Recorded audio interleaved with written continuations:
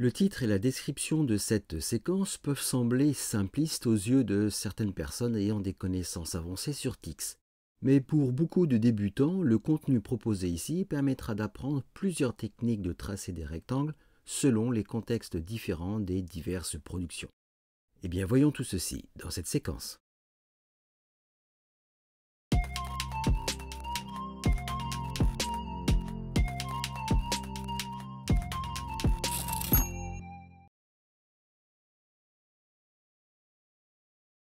La première méthode, très classique, pour tracer un rectangle est de spécifier chaque coordonnée de chaque point dans une commande DRAW.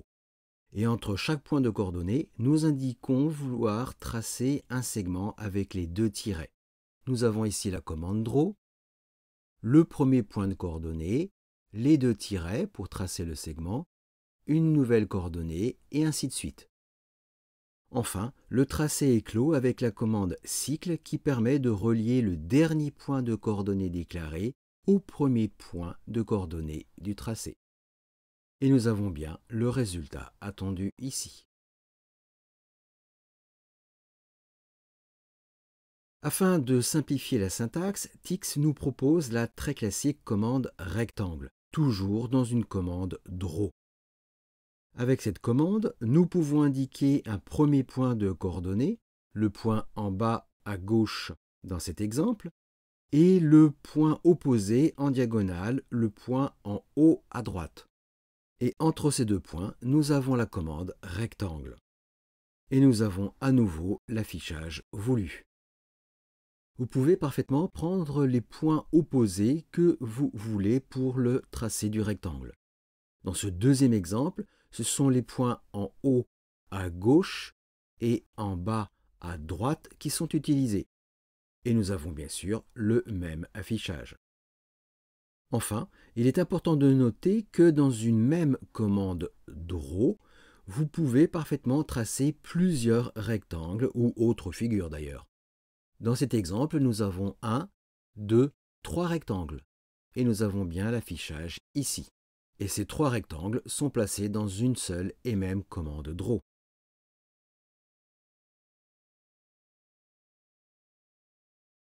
TIX nous propose d'utiliser des coordonnées nommées pour tracer diverses figures. C'est très intéressant lorsque des points doivent intervenir dans plusieurs figures différentes.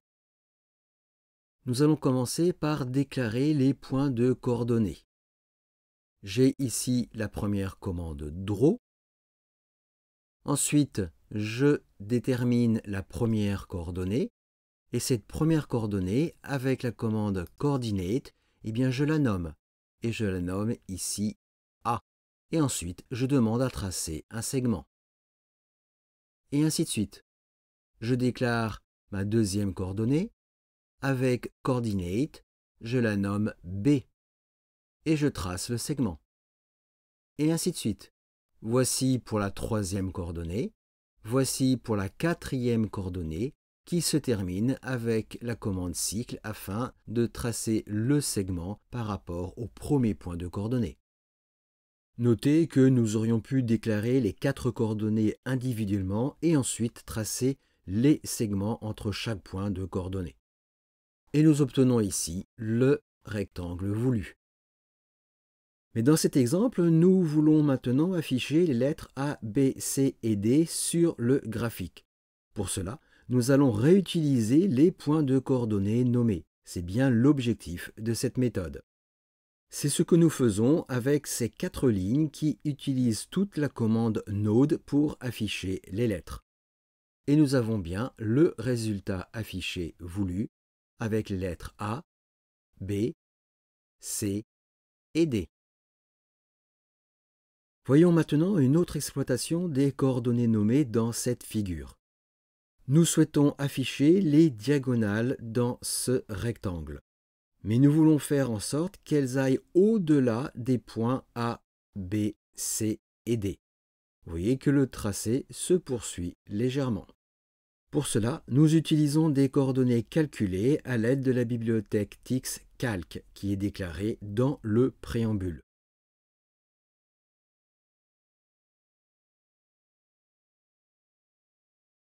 Dans cette commande DRAW, nous avons ici les calculs qui sont obtenus dans un mode mathématique. Voici pour la première coordonnée calculée et pour la deuxième coordonnée calculée.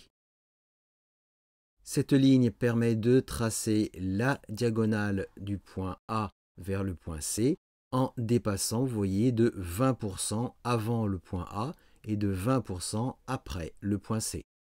Et le principe est exactement le même pour la diagonale entre le point B et le point D. Et là aussi, nous avons 20% avant le point B et 20% après le point D. Donc au final, dans cette figure, l'utilisation de coordonnées nommées se justifie parfaitement, car nous les avons utilisées dans plusieurs tracés. Le rectangle tout d'abord, puis dans l'affichage des points A, B, C et D, et enfin dans le tracé des deux diagonales.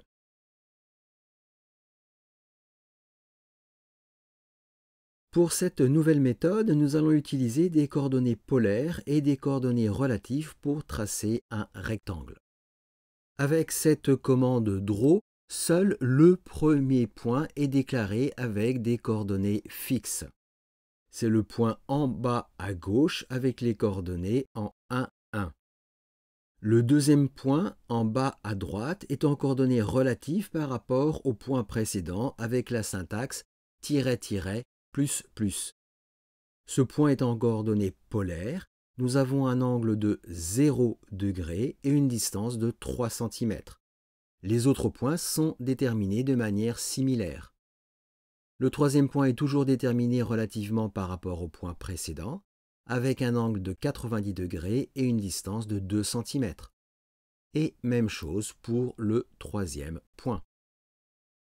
Et enfin, nous terminons la figure avec cycle de sorte à avoir un tracé clos. Et nous avons bien l'affichage voulu ici. L'intérêt d'utiliser des coordonnées polaires et relatives par rapport au premier point est que vous pouvez modifier les coordonnées fixes du premier point. Et à ce moment-là, c'est tout le rectangle qui est déplacé. Nous allons tracer le premier point fixe aux coordonnées 4, 1. J'enregistre et je compile. Et voilà, le rectangle est bien déplacé. C'est bien le résultat attendu. Pour ce nouvel exemple, nous allons à nouveau utiliser des coordonnées relatives et polaires. Mais en plus, nous allons définir et exploiter des variables. Les variables vont permettre de définir les longueurs du grand côté et du petit côté du rectangle. Dans un premier temps, avec la commande def, nous définissons les deux variables. La première variable est nommée PC, elle a une valeur de 2, c'est pour le petit côté. Nous aurons donc une valeur de 2 cm. Même principe pour la deuxième variable, toujours avec la commande def, et elle est nommée GC pour le grand côté, et elle a une valeur de 3 pour 3 cm. Le rectangle est tracé selon la même technique que précédemment, à la différence près qu'au lieu d'indiquer les valeurs des distances entre les coordonnées polaires, nous indiquons les variables précédemment définies. Donc nous avons ici l'utilisation de la variable GC pour le grand côté, celle pour le petit côté et à nouveau celle pour le grand côté. L'intérêt d'utiliser des variables est que si vous souhaitez modifier les longueurs des côtés, il suffit de modifier les valeurs des variables à un seul endroit du code. Dans cet exemple, nous indiquons des côtés à 3 et 4 cm. 3 cm pour le petit côté, 4 cm pour le grand côté. J'enregistre et je compile. Et nous avons bien le résultat affiché ici.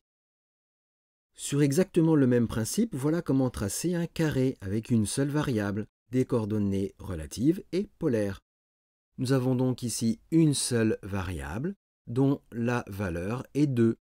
Donc nous aurons un carré de 2 cm de côté. Et voici la commande draw qui permet de tracer ce carré. Et nous avons systématiquement l'utilisation de la variable CC pour le côté du carré dans chacune des coordonnées polaires. Et nous avons bien le résultat affiché ici. Et sur le même principe, eh bien, nous pouvons modifier la valeur du côté du carré dans la variable. Je vais indiquer ici une valeur de 3 cm. J'enregistre et je compile. Et nous avons bien notre carré de 3 cm de côté. Et sur le même principe, nous pouvons modifier les coordonnées du premier point fixe. À 6,2 par exemple. J'enregistre et je compile. Et voilà, notre carré est bien déplacé.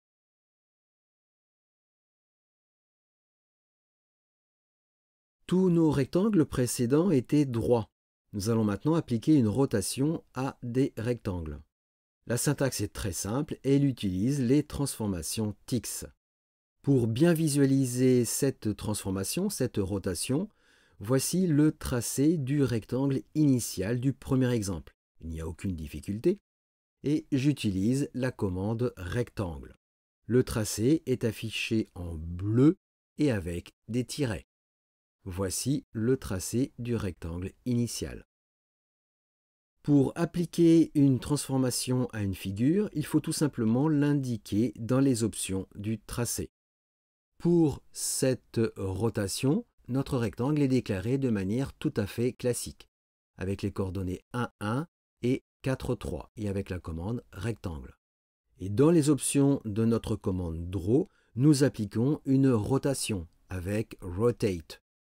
Et nous indiquons un centre de rotation spécifique avec la commande around. Entre les deux accolades, l'angle de rotation est indiqué à 20 degrés et les coordonnées du centre de rotation sont indiquées à 1, 1. Ce point de rotation correspond au point en bas à gauche du rectangle initial. Et nous avons bien le résultat ici. Nous avons donc une rotation par rapport à notre rectangle initial qui était indiqué ici.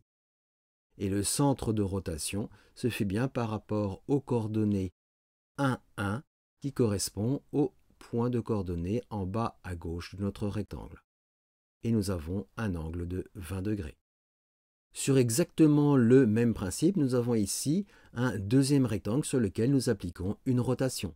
Cette rotation se fait toujours par rapport à une coordonnée spécifiée, ici le point en 6, 4, qui correspond au point en haut à gauche de ce rectangle, et avec un angle de moins 30 degrés. Nous avons ici à nouveau en pointillé le rectangle initial, et ici la rotation qui est appliquée à notre rectangle.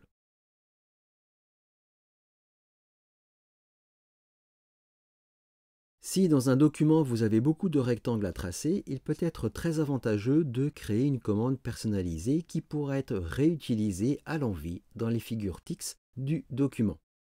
C'est dans le préambule qu'il faut déclarer cette commande personnalisée avec la commande New Command.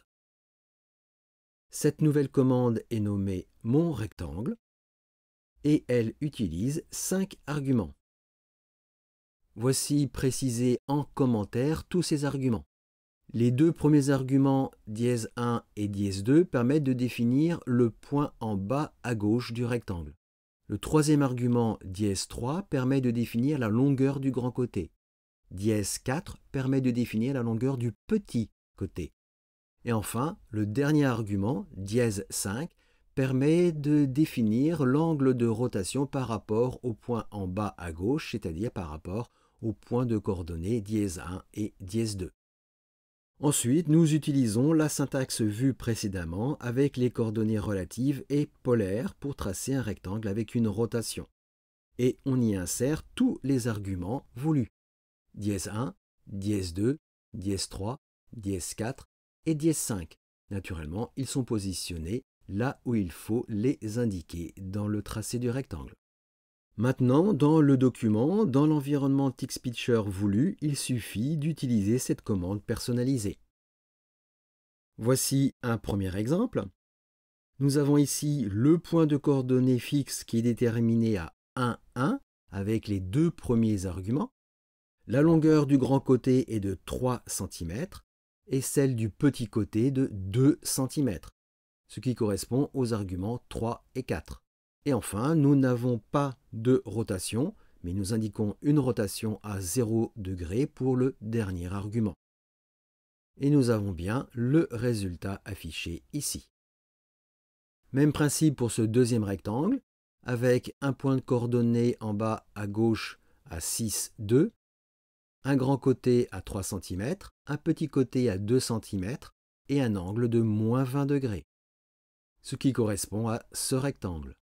Et enfin, pour terminer, nous avons ici un carré aux coordonnées 13, 1 et deux côtés de 2, avec un angle de 45 degrés. Et le résultat est ici. Donc voilà différentes techniques pour tracer des rectangles et des carrés. Il faudra bien sûr adapter ces différentes méthodes à vos propres contextes de création. Et ces méthodes pourront naturellement s'appliquer à d'autres figures que des rectangles. Donc voici quelques méthodes pour tracer des rectangles et des carrés, et comme toujours, il en existe bien d'autres. Il ne vous reste plus qu'à appliquer ces techniques à vos propres besoins.